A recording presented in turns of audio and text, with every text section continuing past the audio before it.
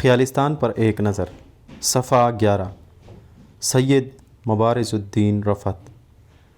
سن شعور کو پہنچنے کے بعد جن چیزوں کی طرف اپنی افتاد طبع کی بنا پر لپکا، ان میں سے ایک کتابیں بھی تھی۔ اردو کی، انگریزی کی، فارسی کی، ہر قسم کی کتابوں پر پل پڑا۔ افسانے، ناول، ڈرامے، داستانیں، دواوین، مثنویات، شعری مجموعے، تاریخ کی کتابیں، دینی اور مذہبی کتابیں، سوانح، فلسفہ، علم قلم، سب کچھ پڑھتا گیا، چھانٹتا گیا۔ اس ذخیرے میں بعض کتابیں پلے نہ پڑی، بعضوں میں جی نہ لگا، بعض آدھے، بعض پاؤں، بعض چند ورقوں سے زیادہ نہ چلی۔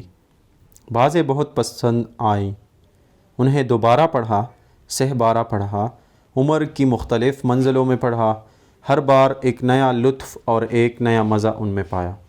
ایسی ہی کتابوں میں شیخ سعدی کی گلستان، خواجہ حافظ کے دیوان، حکیم عمر خیام کی رباعیوں، شیکسپیئر کے ڈرامے، ہیملٹ، حضرت گل محمد کی تذکرہ غوثیہ، حضرت امجد کی جمال امجد، مرزا شوق کی مثنوی زہر عشق، سجاد حسین کٹھمنڈی کی نشتر اور سید سجاد حیدر یلدرم کی خیالستان کو پایا۔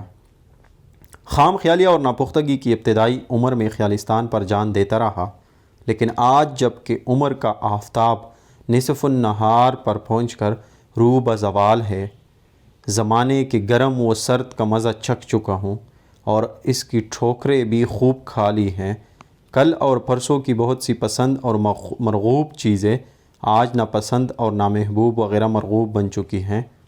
آج بھی خیالستان پسند ہے، عزیز ہے اور مرغوب ہے، محبوب ہے۔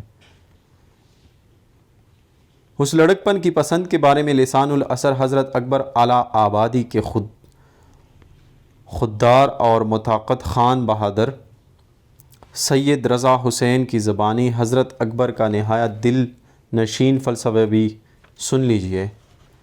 1912 یا 1913 کا ذکر ہے کہ حضرت اکبر اعلیٰ آبادی جونپور تشریف لے جا رہے تھے۔ جنگھائی کے اسٹیشن پر میں نے دیکھا حضرت سیکنڈ کلاس گاڑی کے برتھ پر تکیے کے سہارے لیٹے ہوئے ہیں۔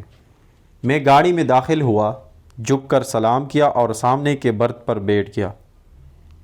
شفقت بزرگانہ شروع ہوئی، اٹھ کر بیٹھ گئے، تکیہ بائیں کوہنی کے نیچے رکھ لیا، فرمانے لگے کوئی 5 برس کے بعد دکھائی دیے۔ کہاں جا رہے ہو؟ میں نے عرض کیا کہ ہم رکاب ہوں، جونپور جا رہا ہوں۔ فرمانے لگے عشرت میاں ولایت سے آ گئے، جونپور میں ڈپٹی کلیکٹر ہیں۔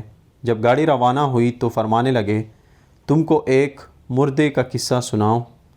عشرت کے ولایت سے آنے پر ان کے احباب کی دعوت کی گئی۔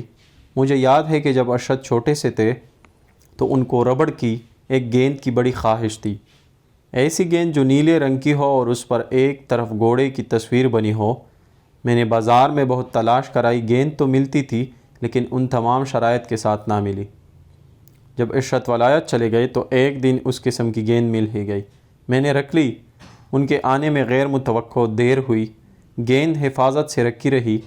چنانچہ جب دعوت کے مہمان رخصت ہونے لگے تو میں نے گیند لا کر سب کے سامنے عشرت کو دی کہ میاں تم کسی وقت اس گیند کے بڑے مشتاق تھے، مجھے مل گئی تو میں نے رکھ دی تھی کہ گیند دیکھ کر تمہارا دل باغ باغ ہو جائے گا۔ عشرت کے احباب میری طرف بڑے تحیر سے دیکھنے لگے کہ ابھی تو اچھے خاصے مہمان نواز سے بزرگ معلوم ہوتے تھے، یکا یک ان کا دماغ جادہ اعتدال سے کیوں ہٹ گیا۔ عشرت میاں بھی بہت محجوب کہ میں اپنی حرکت سے ان کی پوزیشن خراب کر رہا ہوں۔ ایک صاحب فرمانے لگے کہ والدین کی محبت بھی عجیب چیز ہے۔ مطلب شاید یہ تھا کہ اولاد کی محبت میں آدمی باولا ہوتا ہے۔ یہاں تک قصہ پہنچا تھا کہ میری طرف اینک لگی ہوئی آنکھ اٹھی، میرے بشرے سے سمجھ گئے، میں بھی بات کی گہرائی کو نہیں پہنچا۔ فرمانے لگے دیکھا تم نے، میں سمجھانا چاہتا تھا کہ زمانہ جذبات کو کس طرح کچل دیتا ہے۔ کل جو چیز محبوب تھی آج وہی چیز آپ کو محجوب کر رہی ہے۔ تمہاری 5 برس کی عمر کی آرزو آج 25 برس کی عمر میں آرزو سے آزردگی بن گئی۔ بس تم کو بڑے غور سے اپنا مقصد متعین کرنے کی ضرورت ہے تاکہ جب تمہاری عمر 50 سال کی ہو تو آج 25 برس کی عمر کی آرزوئیں تم کو محجوب نہ کریں۔ الحمدللہ کہ 15 برس کی عمر کی خیالستان کی آرزو آج 50 برس کی عمر میں آزردگی کا باعث نہ بنی۔ اس عمر کے محبوب نے اس عمر میں محجوب نہ کیا، اور خیالستان کو محبوب رکھنے میں یہ کم سواد اور بے ذوق اکیلا ہی نہیں نکلا۔ مولانا سید سلیمان ندوی اور مولانا عبد الماجد دریا آبادی جیسی سکا سنجیدہ متقی اور صاحب ذوق عالم اور کتنے ہی نامور ادیب اور انشا پرداز شامل ہیں۔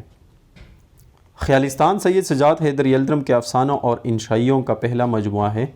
ان میں سے سب ہی افسانے اور انشائیے مجموعہ کی صورت میں چھپنے سے پہلے مخزن اور اس وقت کے 2 سرے نامور ادبی رسالوں میں چھپ کر مقبول عام ہو چکے ہیں۔ مجموعہ یلدرم کے دوست اور اردو کے مشہور شاعر سید غلام بھیک نیرنگ کی فرمائش بلکہ تقاضے پر مرتب ہوا اور 1908 عیسوی میں چھپ کر منظر عام پر آیا۔ رومانوی ادب کے شدائیوں نے اسے ہاتھوں ہاتھ لیا اور ادب لطیف کے پرستاروں نے اسے اپنی آنکھوں سے لگایا۔ اس کے بعد پچھلے 60 سال کے دوران میں اب تک اس کے کتنے ہی ایڈیشن نکل گئے۔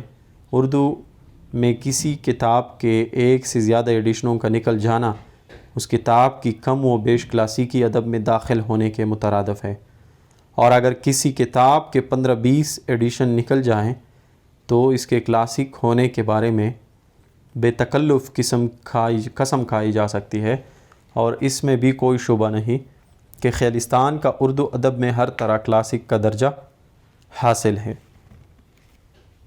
خیالستان کا پہلا ایڈیشن نکلا تو اس پر یلدرم کے دوستوں میں سے ایک دوست میر غلام بھیک نیرنگ نے مختصر سی سرسری تمہید لکھی، اور دوسرے دوست سید امتیاز علی تاج نے نسبتاً تفصیلی مقدمہ لکھا۔ تمہید میں نیرنگ نے بتایا کہ یلدرم کے یہ افسانے اور انشائیے جو اس سے پہلے ملک کے مختلف ادبی رسالوں میں چھپ چکے تھے، انہی کے اسرار پر اب کتابی صورت میں چھپ رہے ہیں۔ یلدرم کی طرز تحریر کے بارے میں انہوں نے چند مجمل اشارے بھی کیے ہیں اور یہ بات اس پر ختم کر دی ہے۔ ان تحریروں میں ایک بڑی بات یہ ہے کہ وہ صرف پرمعنی ہی نہیں بلکہ معنی خیز ہے۔ دیباچہ میں تاج نے یلدرم کے اسلوب نگارش پر ذرا تفصیلی روشنی ڈالی ہے۔ رومان کی دلاویزی نئی ترکیبوں کو خوب سراہا ہے۔ ان کی تحریر میں الفاظ اور معنی میں جو صوتیاتی ہم آہنگی پائی جاتی ہے اس کی بھی نشاندہی کی ہے اور تان اس پر توڑ دی ہے۔ خیالستان نہ صرف انداز کے محاسن گوناگو ہی سے مرصع ہے بلکہ لطیف جذبات، نازک شاعرانہ خیالات اور ظرافت کے شگفتہ مضامین کا ایک بے نظیر مجموعہ ہے، اور مصنف نے ہر موضوع کے مطابق مختلف مضامین میں اتنا موزوں طرز بیان اختیار کیا ہے جس پر تفصیلی تنقید ایک کتاب کی ضخامت کی محتاج ہے۔ خیالستان کو شائع ہوئے 60 سال ہونے کو آ گئے۔ افسوس ہے کہ اس دوران میں نہ تاج کو اور نہ کسی اور ادیب کو اتنی فرصت ملی اور نہ توفیق ہوئی کہ اس کتاب کے محاسن پر ایک کتاب کی ضخامت کی تنقید لکھ دیتا۔ ہاں، اس دوران میں یلدرم پر مضامین اور مقالوں میں اردو ادب کی تاریخوں میں ان کے ادب لطیف کے امام ہونے کی حیثیت سے تھوڑا بہت لکھا گیا، لیکن اردو زبان نے اپنے ادب لطیف کے امام کو اس کے ذمہ واقعی واجب خراج ادا نہیں کیا۔ اس کے لیے مستقبل کے کسی صاحب نظر نکات ہی کا انتظار کرنا ہوگا۔